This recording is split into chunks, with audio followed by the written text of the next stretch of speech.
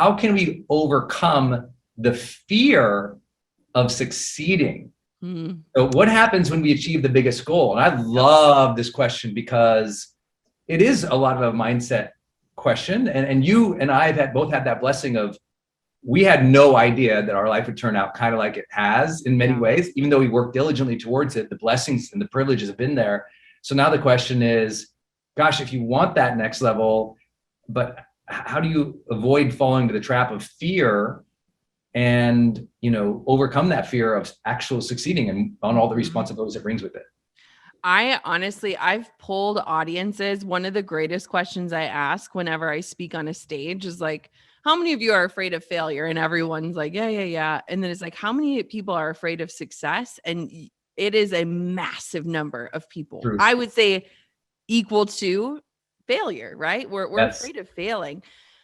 The thing that I think is so interesting is that we are so fearful of celebrating wins or accomplishments or anything, because there's this fear that lies in us that the moment that I acknowledge that this thing is good, it's going to change, or it's going to be taken away from me, or something's going to happen. And I think Glennon Doyle writes about it in her book Untamed, where it's like, we almost get so fearful of even just like saying like, I'm so grateful for this thing, because we're so worried that it's just going to get ripped away. That the moment that we pause long enough to say like, this is good, this is right. And I just like, I have to let that go. I think for me, like, I'm a very sensitive person. I'm very empathetic. I sometimes struggle with being even in the small spotlight that I'm in. I really like, I'm a human being. And it wasn't what I planned, but there are so many beautiful things. There's so much beautiful. If we look at the tree example, like fruit being harvested, some that I know about, some that I don't know about, that make it entirely worth it. But the reason why it's worth it is because the work is aligned with my values. It supports what I want out of life. And I think that when we think about success, a lot of times we almost self-sabotage so that we never have to reach that point to know that feeling, because we're afraid that it will change. But the beautiful thing is that when success fits your version of how you want to feel, not just what you want it to look like, it makes living so much richer on so many ways, that you will step into the ring over and over and over again, even battered and bruised, whatever that looks like, because your reality is so much more beautiful than the lines on the paper or than the photos on the social media. And so I just think when we get clear about what success really is for ourselves, which I think is the hardest part, success doesn't become scary anymore. It becomes like this fully aligned vision that you get up for every day. And I think it's exciting. Like, I freaking love my version of success because it involves pancakes, and it involves no alarm clocks, and it involves choice, and it involves putting my daughter to bed every night. And like, that's success. And like, that fires me up. I will do that every day of my life. I got some great questions from the community here I really loved, that I'll ask you here. One was from Michaela, who was asking and sharing that she had always been an expert at kind of staying calm, but recently she's learned that that's kind of her denying her feelings to keep everyone else comfortable. Yep. Where's the line when dealing with people? Yeah, I think that's beautiful. So my mom, I don't know if anyone in here is familiar with the Enneagram, but it kind of gives you these personality traits and types. And my mom is the peacekeeper. So we always say, you know, she's the person who you'll ask, like, where do you want to go to dinner to? And she'll say, like, I really don't care. Where do you want to go? And she genuinely doesn't, because she wants to keep the peace. And I've learned that a lot of times that people that are in those roles maybe grew up in more chaos, or grew up in a situation where they were the one that set the tone of the energy. And so they've taken on that embodiment of, I'm going to set the tone for everyone else, and I need to show them that I'm calm so they can be calm. And it absolutely can suppress our feelings and our emotions. And I think we can embody something as much as we possibly can, but if we're not feeling it, it's not an actual reflection of who we are or where we are in that moment. And so, the other day I like cried for the first time in a long time. And I was like, I think I just needed to get this out. Like, there's a lot of hormones happening here. But I was like, have I been suppressing this, or did this just kind of escape me at the right moment? And I think what is really important is when you get quiet enough with yourself to check that check engine light of how am I really feeling about this? How am I really navigating this? Not how are people expecting me to navigate it, but how do I really feel? You're able to trace those emotions. And a lot of times you can uncover past pain or past trauma or past positive experiences that are guiding the way that you're feeling enough to either course correct or just acknowledge those feelings and allow yourself to feel them. So I think a lot of times we've got to kind of reverse engineer the fact that we're the person that we think we have to set the tone and allow ourselves to just be a human being and to feel all those things. Just like with Coco, if she's feeling anxious or nervous, it's like, baby girl, feel those things. And then let's see if we've got to work past them, if there's something we've got to unpack here.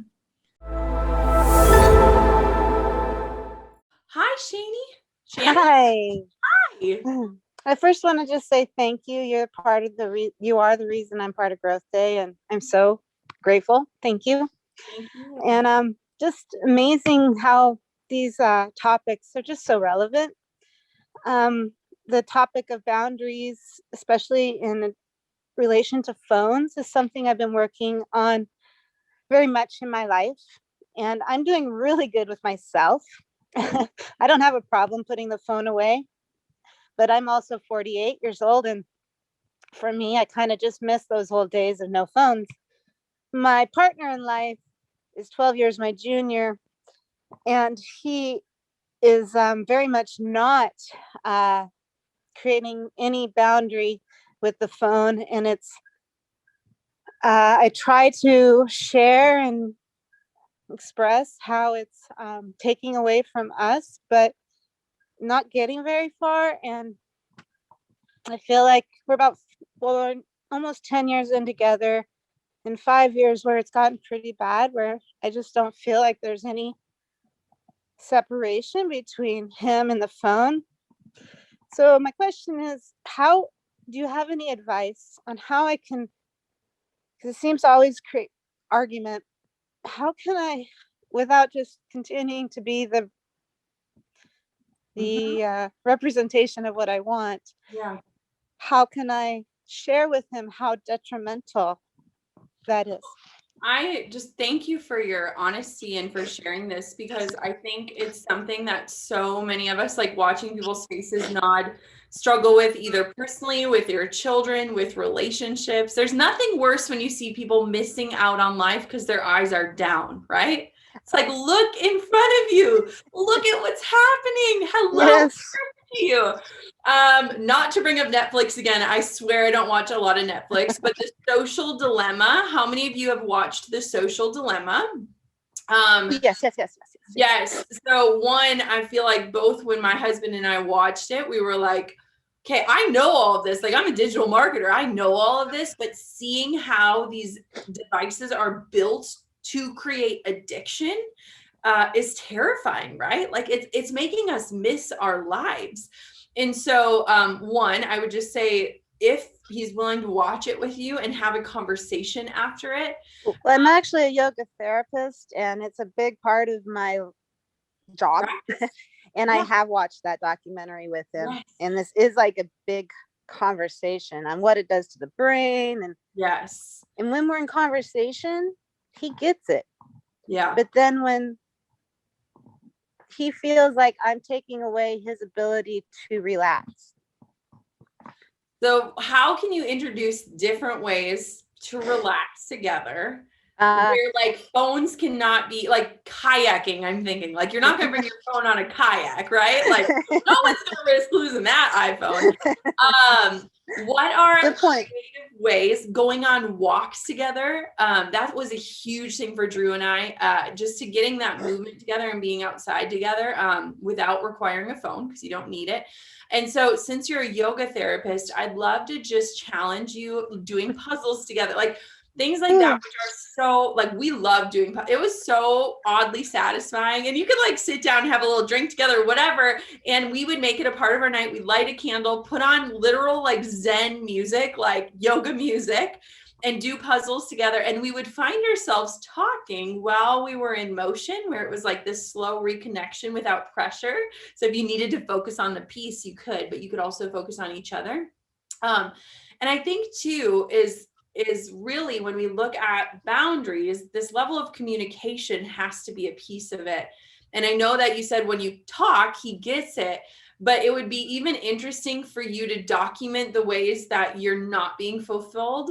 Okay. Even just saying like, I was having this conversation with you and like you were on your phone, or like if you find him missing things that you were talking about because he was distracted, like you're missing out on like what I'm telling you I need. But I think we just had a major death in our family. Yeah. And this death was happening for the last 2 years. And I've over and over and over again said, you got to put the phone down. We're losing time. Yeah. It's coming. Yeah. And it came. He took a week off.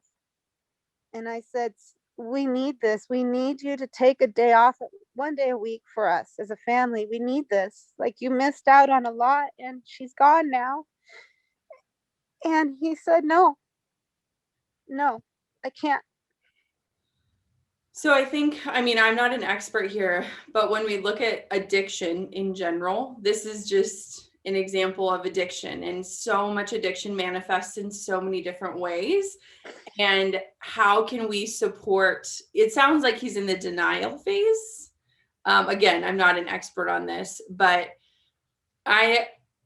you are doing an amazing job setting an example, but sometimes that isn't enough. And I think too, I just want to just commend you. I think all I want to do is wrap you in a hug and say, you're doing an amazing job and I care about you. That's all I want to do. Sometimes there isn't advice when we can't be together and can't work it through it together. But the fact that you're hurting and feeling alone and isolated and missing out, that's like what I care about the most. That's exactly right. And I'm so grateful for GrowthDay because I feel like it's the main way I'm connecting right now. Yeah.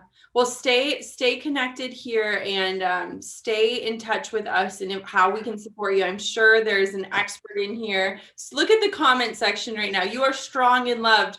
We give you a big hug, sending you a hug. I'm praying for you. We see you. We hear you. We love you. You are doing great. I want for you to like absorb all of that in today, and just know that you have a family right here, and that we will so much do this. Doesn't it just remind you how much we need people? We need each other. Like, man, I will never take for granted the way that the internet connects us, right? Because the internet can be a really crappy, addicting thing, but it can also be the most beautiful gift that we are so blessed to have each other in. And just you being a part of this community is incredible.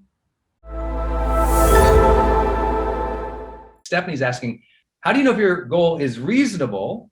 And how do you also allow yourself to set up bigger goals, like mentally? So when it's like, okay, I know I need to be reasonable here, but I also have to set myself up. So people are asking about that range there of reasonableness versus ambition, I would imagine.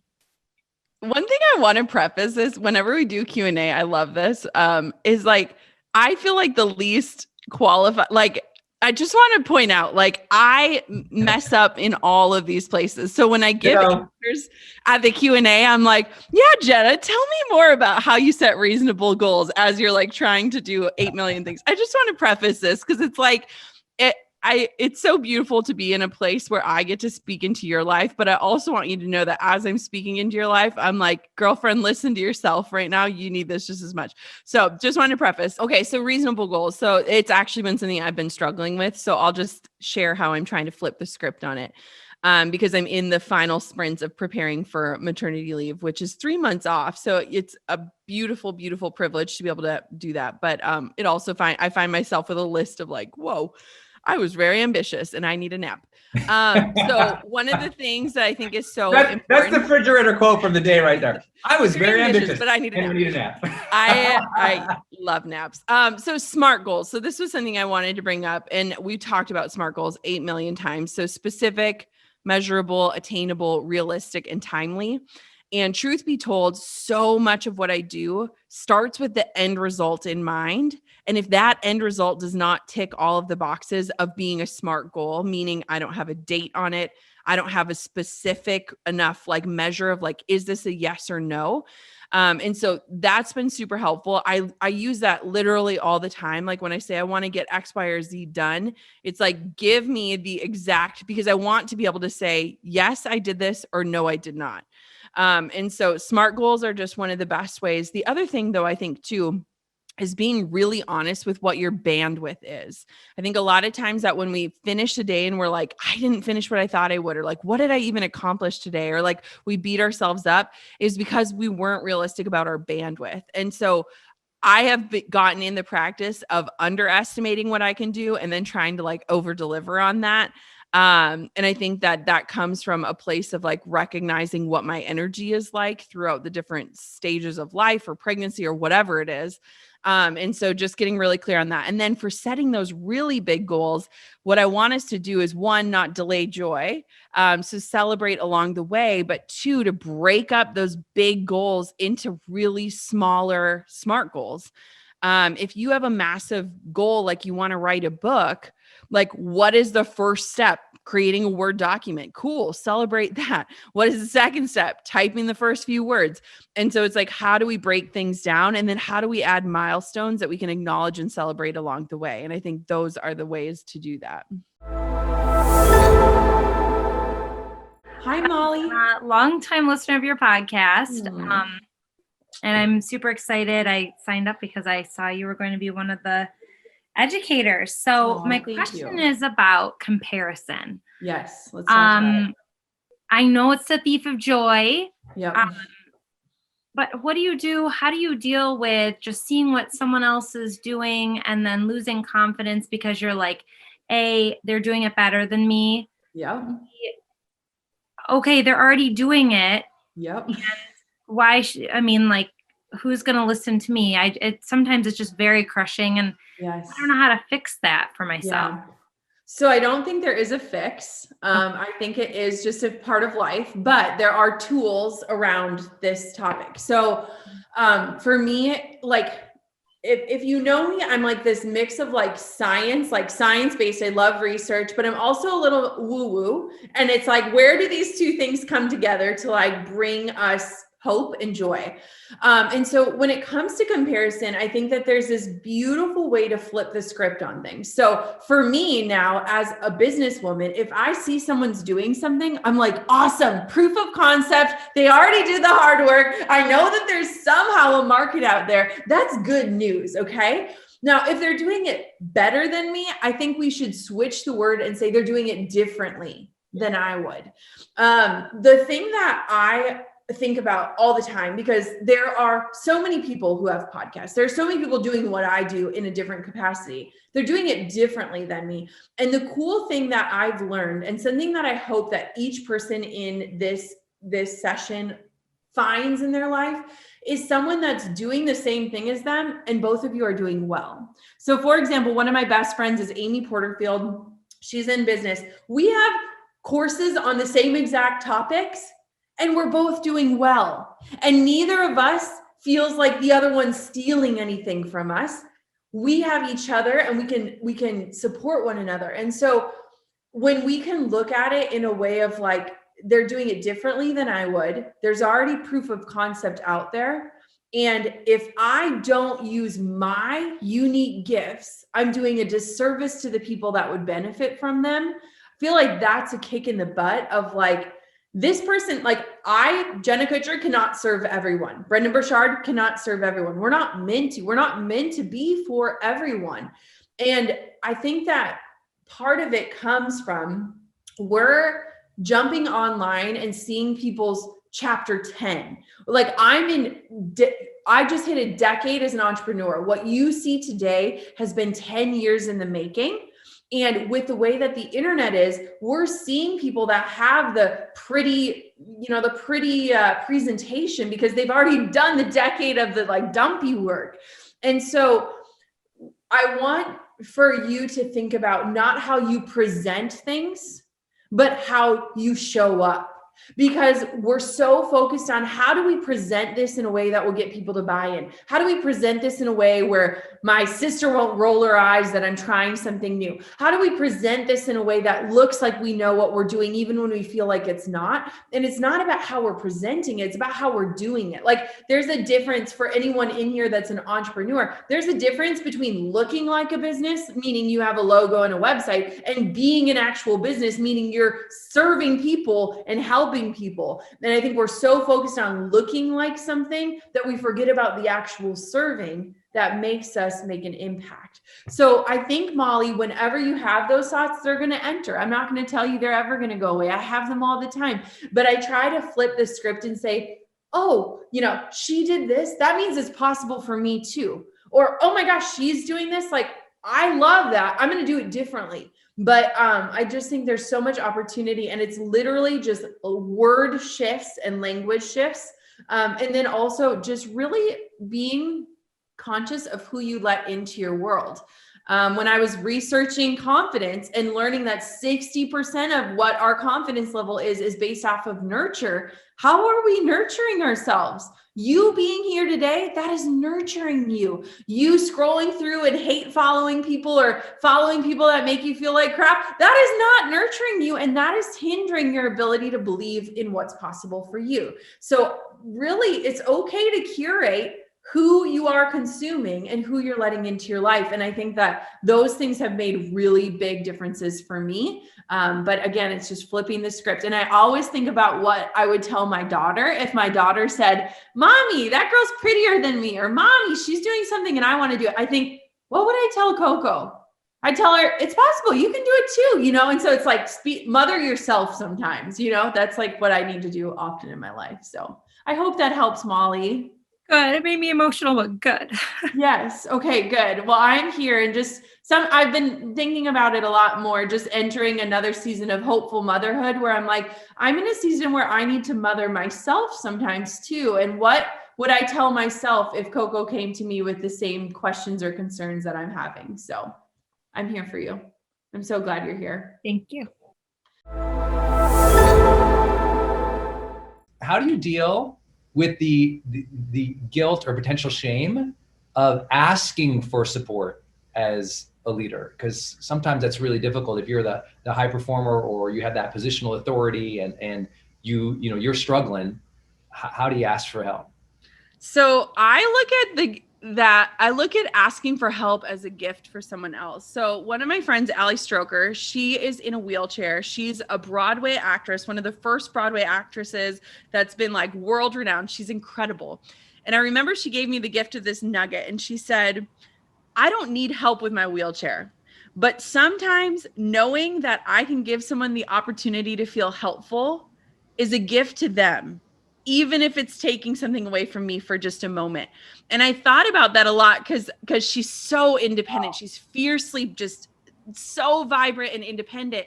And I thought about that. And she said, sometimes I just humble myself to let people help because they feel good about being the helper. And we've all heard that quote, like Mr. Rogers, where it's like, whenever there's a crisis, like look around, there will always be helpers.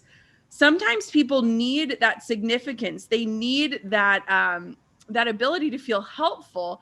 And so when I look at asking for help, I don't look at it as a weakness. I look at it as an opportunity to give someone else strength. And so it can really transform the way you feel about it. And asking for help is like flexing a muscle, right? Like the more you do it, the more comfortable you get with it. And so I just always think about what Allie said. And she's like, sometimes it's not about me. It's just to give them the gift of being a helper. And I think that when you grow a team that can really honor other people's gifts, it's not a bad thing to ask for help. I love that. I would also say it's 100% your job as a leader. And what I mean by that is if the leader's job is to help set and protect and curate the culture, yeah, you have to ask yourself, okay, let me get over my ego here. And would the team see me asking for help? Yes. Set a precedent that is behavior that we do on this. And I think that's really important for everyone to see. Is like the number one thing I taught through the pandemic to all our high performers was we must adopt the role model mindset during this time. Absolutely. we want to do for our creature comforts or our safety or because our political affiliations or this, but it's like, okay, what's the precedent I want to set here? How would I like my family, my team, other people to see me behave in this difficult situation or this difficult time? Because they'll remember it.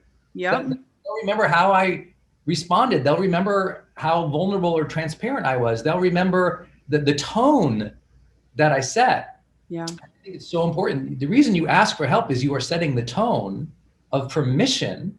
Yep. People can be vulnerable. Otherwise, if you're a leader and you never ask for help, what happens is you struggle for 3 months. Now, guess what? There's 3 or 4 other people on your team struggling for 3 or 4 months.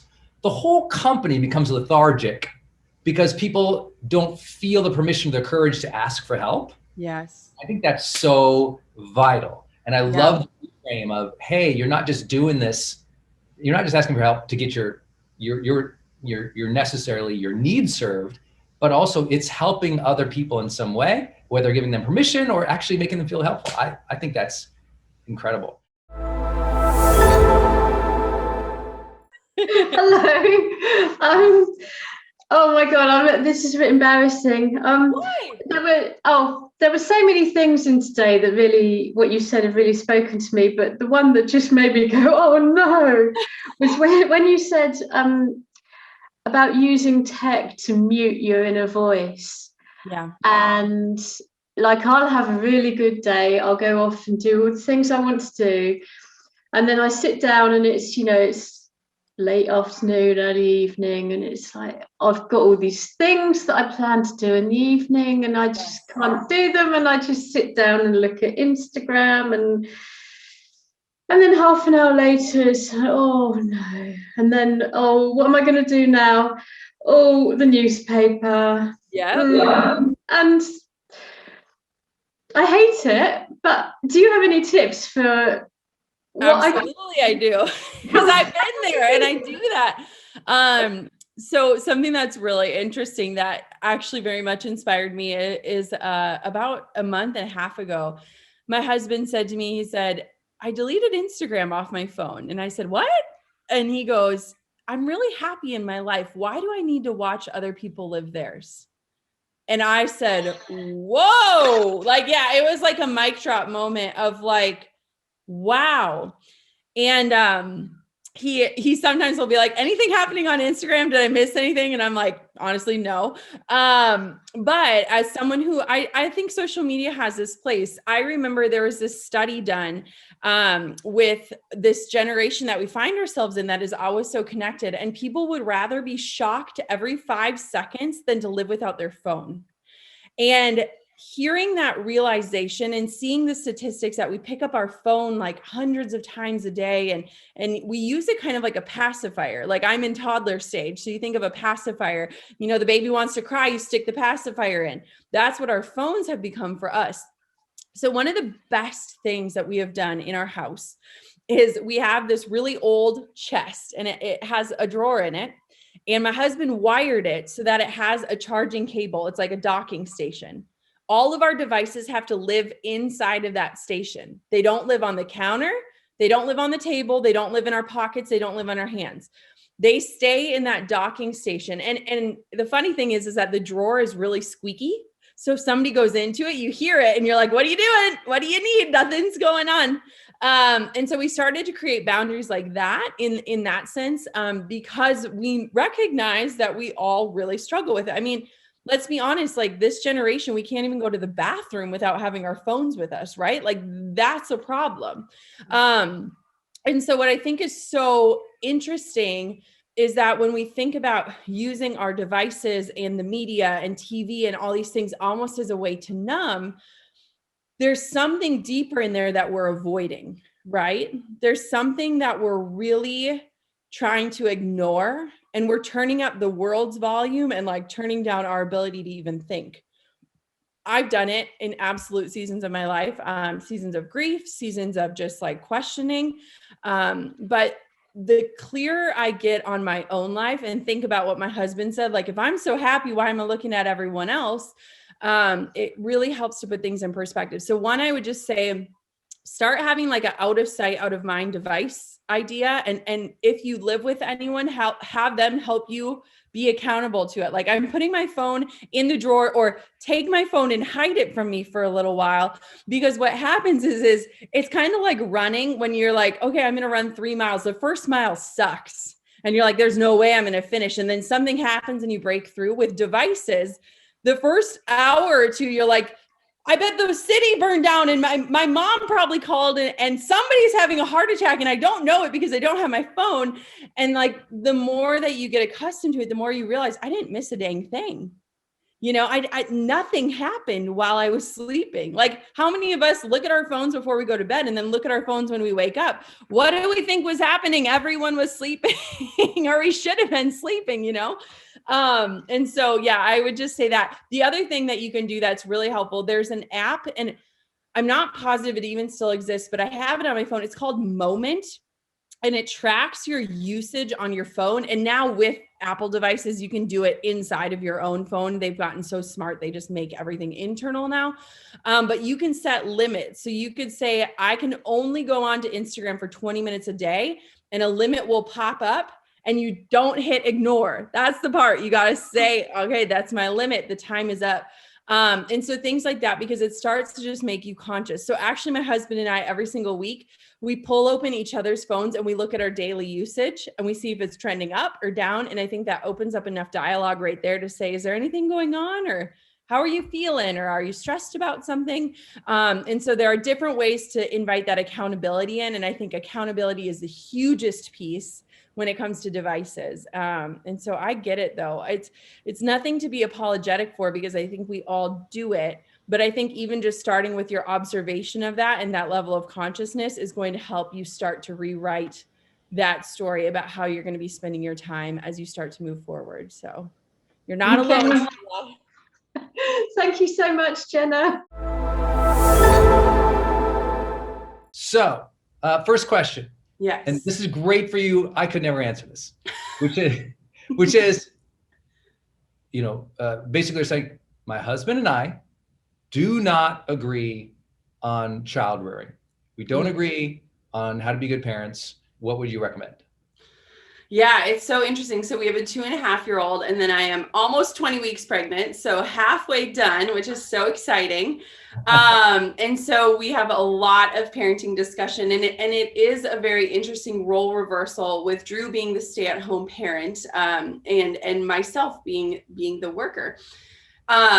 We actually like take courses on parenting, which is so, you know, it's in alignment with GrowthDay. You're never done growing. You don't know what you don't know. And so when we find areas that we were really struggling in, like at the beginning, it was sleep training, and it was like, we're going to sit down and devote a few hours just to understanding this. And then, you know, right now it's like the toddler tantrums. How do we want to handle those? Do we let the meltdowns happen? Do we hug? Do we walk away? Do we do timeouts? Like, we don't know. And so it's super interesting because, one, I think that the 21 questions approach can get you a long way in terms of understanding how someone else was brought up, because I think we bring a lot of our own childhood traumas, experiences, and joys into parenthood, and that's how we show up. And so really asking, you know, how were you disciplined? How did your parents show their love? When did you feel most loved? When did you feel like you had to perform? And we talk about all of that stuff like very openly. And I think that helps to kind of bridge, like, we don't want to do it this way, like we were taught. We want to go this direction. And so it is, I think parenting adds this whole other layer. And we were just talking about this with my mom, because when we were little, we asked my mom, we said, who do you love more, dad or us kids? And my mom confidently, no bars asked, said, your dad. And I loved that because, you know, as a kid, you're kind of like, wait, what? That's not the right answer. But I loved that because it showed like they're the glue that holds us together. And when we're out of the house, when we're gone, like it's them, and they're still together and really happy. And so remember that you're a team as parents, and like you're batting for the same team. But I think too that dialogue can really kind of get to the core root of where you're disagreeing and where you can kind of decide to work together and move forward in either the same or a different direction.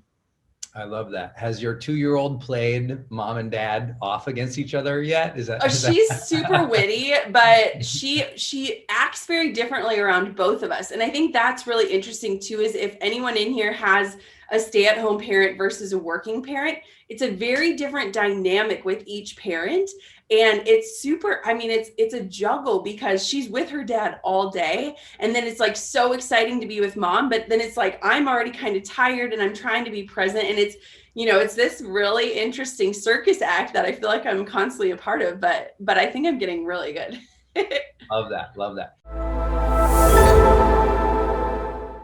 Hi, Jenna. How are you? Hi, good. How are you? Loving all your energy and your great ideas. I just love them.